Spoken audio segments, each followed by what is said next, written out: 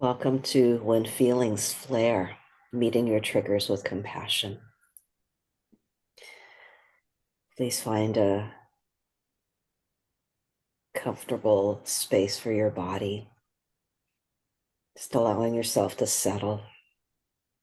You can close your eyes or gently soften your focus. Just take a deep breath in and a slow breath out. Just doing that again a few more times, in and out.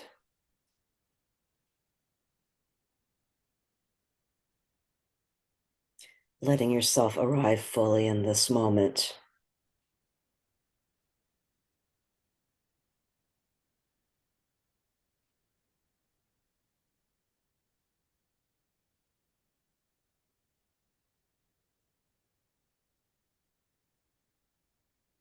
Just letting go of a little bit of tension with each breath. Mm.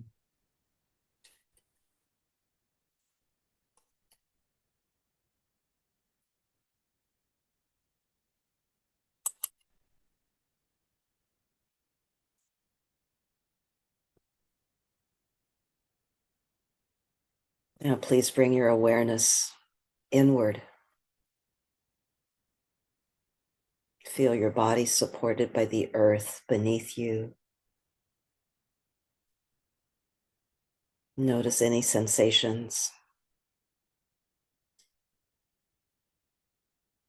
tension, warmth, stillness. There's no need to change anything. See if you can just observe and allow.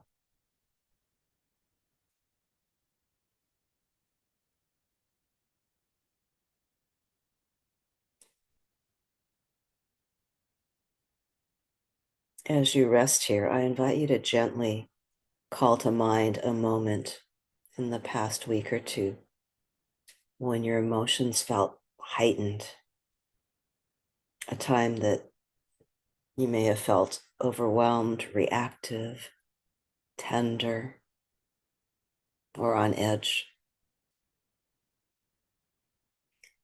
It might be a big moment or a small one that lingered in your body longer than expected. See if you can let this memory come to you naturally. A situation, a person, a phrase, something that touched a nerve. Can you slowly replay that scene in your mind's eye? Where were you? Who was involved? What was said or not said? What emotions began to arise? You don't need to get sucked back into the situation, but just be with it, tenderly observing it.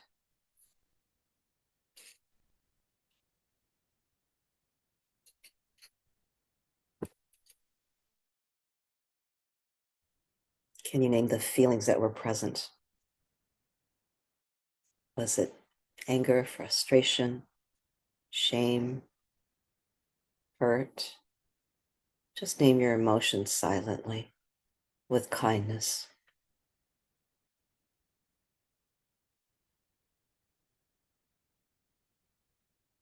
Allow them space to be here without judgment.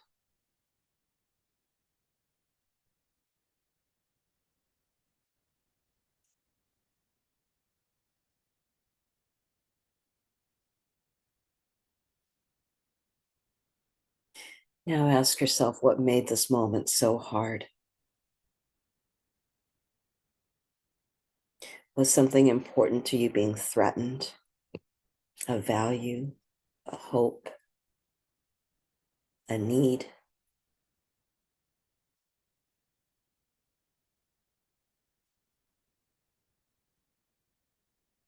What might this reaction be protecting? You don't need to have all the answers. Simply noticing with curiosity and care is enough.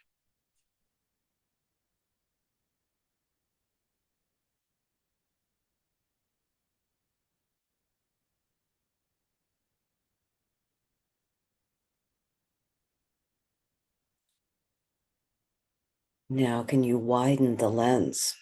Are there other times that you felt this way?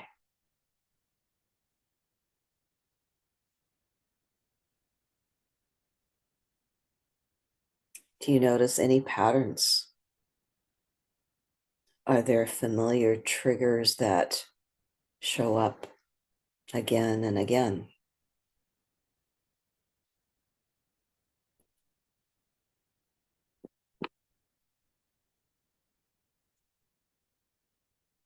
Just let yourself sit with what's coming up for you.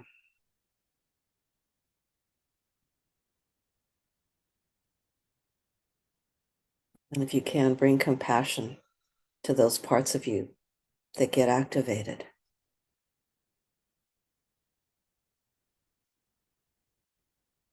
Sometimes it's just the healthiest response is to be very activated. And there's nothing wrong with it. You're not broken. Your feelings are messengers. They're holding stories, asking to be understood. They're asking for action on your part, maybe.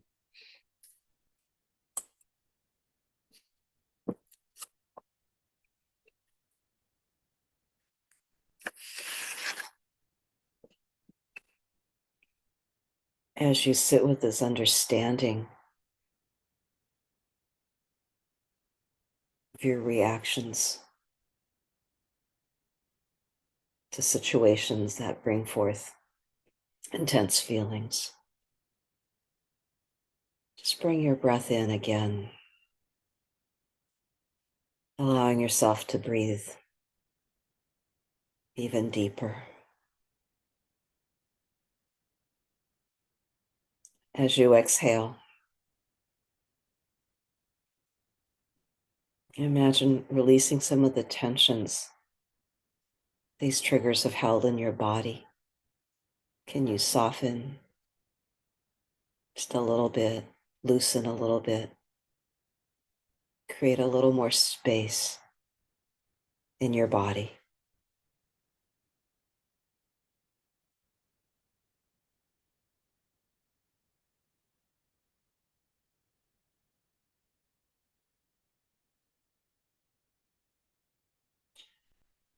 Now imagine the next time this trigger arises.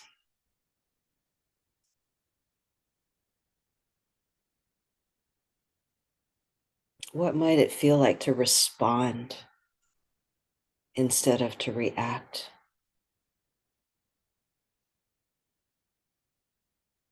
To pause, to notice,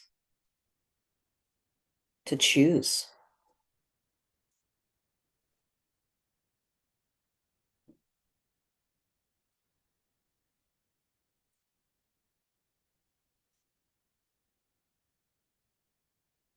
Is there a phrase or intention that would be helpful to carry with you? Something like, I can meet this moment with grace, or my feelings are valid and important, and I can choose how I respond.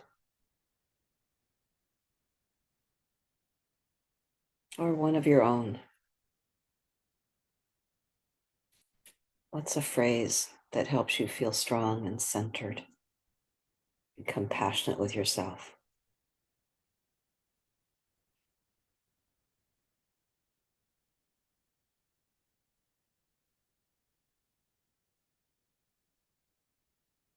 Is there a phrase that you would like to hold softly in your mind that you can allow to become a compass for you in these times?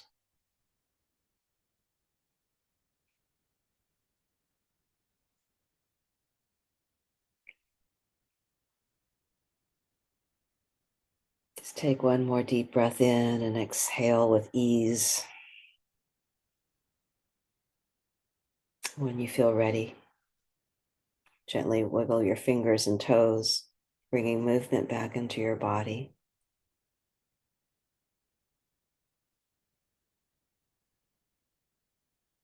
And as you return to your day or evening, just know that emotional flare-ups are invitations to know yourself more deeply.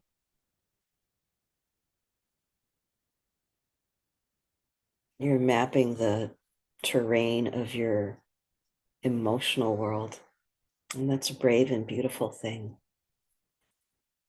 Thank you for joining me in this meditation. We'd love to hear from you, either in chat or out loud. What this brought up for you.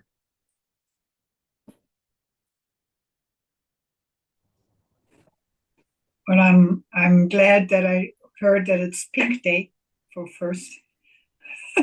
Say that again. You're glad you heard what? It's Pink Day. You're wearing pink, and Several of us are wearing pink. no, this was very. I look forward to coming on the Monday meditation in the middle of my workday, and my sentence that was coming up is, "I can be joyous and happy despite what's going on in the world," because um, I that's very important for me to understand that when I am in joy and I'm not in anger, I don't feel with anger I feed evil. Being in joy, I take the power away from evil, from the darkness that is encroaching. So for me, it's really important to be joyful and enjoy every breath, and in my and loving to people, and being in this community and the other communities I belong to. So I think that was very, very good, and I calmed down a lot. Thank you everybody for being here. Kate, what you said was so important. Can you say again why it's important to feel your joy? Because if I'm angry and hateful to the people who are doing what they're doing right now, I feed the evil, the darkness they are. And only by being loving and feeling joy, I take the power away from them, and I make the world a better place and shine my light brighter. And so I take the power away from them no matter what they do, because that right this moment, everything's okay. And love and light out to the people where things are happening, of course. So that's why I can be joyous and happy despite what's happening in the world. That's my sentence. I can be joyous and happy despite what's happening in the world. And it actually gives us power to be in our light. Yeah. Christina, I'm so glad you joined. And that's one of the paths of response that we were talking about yesterday in terms of rising with resilience, the importance of reclaiming our joy. So thank you for speaking to that in greater depth, Kate. Isabel, I'm so happy to see you. I'm glad you came in, even though you came in late.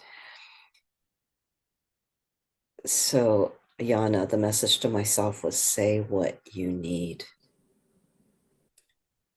Yes. So one of the exercises that I give to my clients is many times throughout the day to just jot down, I feel and I need. It's just so important to state both of those, because your feelings are telling you, they're giving you this message of what you need. Christina, I can be with this. Yeah. Phyllis, I feel like my values are under attack and I don't matter. I appreciate the strategy of stepping back and taking a breath. Thank you for your insights, Kate. What's an important value that's under attack, Phyllis? I mean, for me, it's fairness. What is it for I, you? I think it's fairness for me and kindness. And Kindness. I just don't understand um, looking in children's eyes and not being able to feed them and not care for people. That's just so beyond my comprehension that it's really hard. Yeah. I want my tax dollars to feed children. I want my tax dollars to vaccinate people. Yes,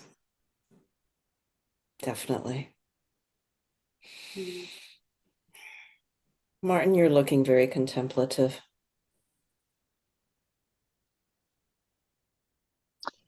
Oh, well, I'm just listening to all of you and, well, being a little bit outside the situation in the US here in Germany, I can still still try to feel and to stay connected to all that's going on overseas. And I feel I empathize quite a lot with what's going on.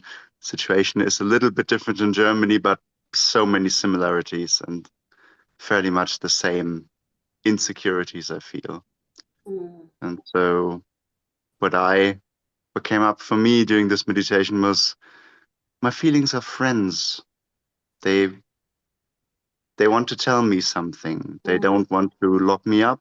They don't they don't want to inhibit me. They want to free me. They want to show me what it is I need. And so I can listen. My feelings are my friends. I can listen to them. They show me what I need. That's beautiful. I want to thank you all for joining me today, and those who are tuning in via YouTube. Please write whatever comments you have. Thank you.